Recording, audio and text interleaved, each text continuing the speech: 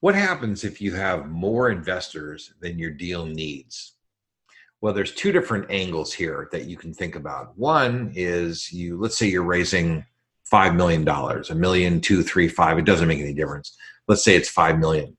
And you've got investors that want to put in a total of 6 million. They're all at the table, ready to go, and they're fighting over your deal. What do you do?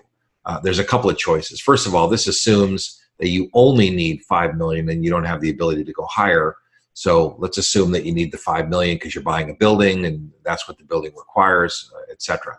So you get ready to buy the building and you go to the investors and you say, listen, because we are oversubscribed, you could deal with this two ways. The last people who put their paperwork in don't get to come in, or you could say everybody gets to come in, but everybody gets reduced by 15 or 20% so that everybody gets to put in some.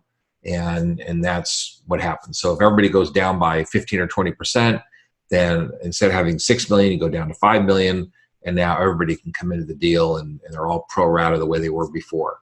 That's entirely up to you how you handle that. That could create some fractional shares and some irregular numbers and things, which is a little bit clumsy.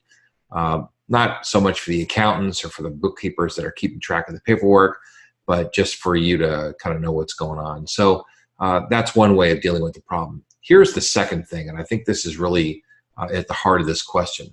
Let's say that you do a minimum maximum offering and you limit yourself to 5 million for your fund in the first round. So you say, we're going to raise 5 million, and you have 7 or 8 or $10 million worth of people that show up. Well, let's say that the 5 million show up first, so you put those $5 million into the deal. And then a month later, you got another crop of people that want to come in, another 2, 3, or $5 million worth of people want to come in. There's a couple ways you could handle this. You could tell them no. You could start another fund, or if you're going to continue to buy assets in the same theme or the same category that you're buying now that are consistent with the current fund that you have, you could just bolt on another round onto your existing fund. So now you could raise another, let's say, $5 million in the same fund. You might think about pricing the shares differently. You might price them the same. That's a rather complicated discussion that we could talk about at another time. But what you're going to do here is you're going to add on another round. It's very common. Now, the way that we set up our operating agreements, we go back to the first investors and say, we're going to be launching another round. And by the way, if the attorney who writes your operating agreement doesn't give you specific, explicit permission to bolt on another round, then you can't raise more capital into that fund. Because the impact of doing that is that now somebody who owned 2% of the fund is, if you raised twice as much money, now they're going to go down to owning only 1% of the fund, which, by the way, is not a bad thing. Dilution is not a bad thing because the overall fund has gotten bigger. So theoretically, a person's going to go down from 2% to 1% of ownership, but the amount of profit that you should be able to drive into the fund should double because now you have twice as much capital. So the person should still receive the same amount of distribution and share of profit that they would have gotten before, even though their ownership percentage, their voting rights are reduced. So there are some reasons why people don't want to do that. So what we offer in our deal is we say that we're going to be doing another round. We're going to bolt on another round into our existing fund. And you have the first right of refusal to buy more shares at the same percentage that you have now. So if you're currently a 2% shareholder in the original round, you can buy 2% of the next round. So you stay exactly consistent. So when the round is done, you stay exactly at 2%. People may want to put more in. They may not want to put more in. It's entirely up to them. You give them some number of days, and that's specified in the operating agreement that they've already signed.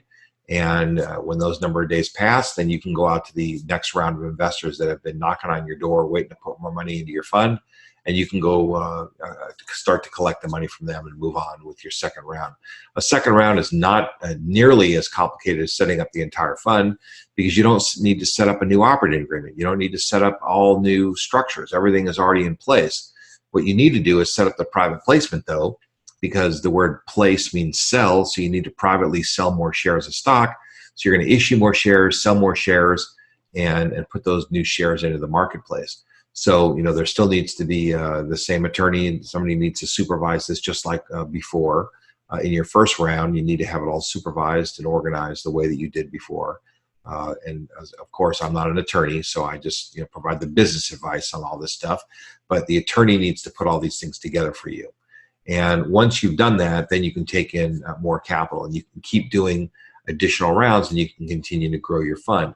It's a very powerful way for you to grow your fund and for you to reach out to new investors and continue to develop those relationships as you move forward. So think about how to do that. Think about growing your fund. There's no limit on the amount of capital you can take as long as you can deploy it, as long as you're efficient with it, as long as your infrastructure can handle the amount of business that you're generating. In other words, if you have more buildings coming into your portfolio, then you need to make sure you've got proper property management, supervision. You need to have the accounting all in order. So all your structures need to be able to accommodate the additional volume that you're generating. So once you do that, you're good to go, and you can just keep going. And that's what makes this such a great business. The sky's the limit. Just go out and stake your claim.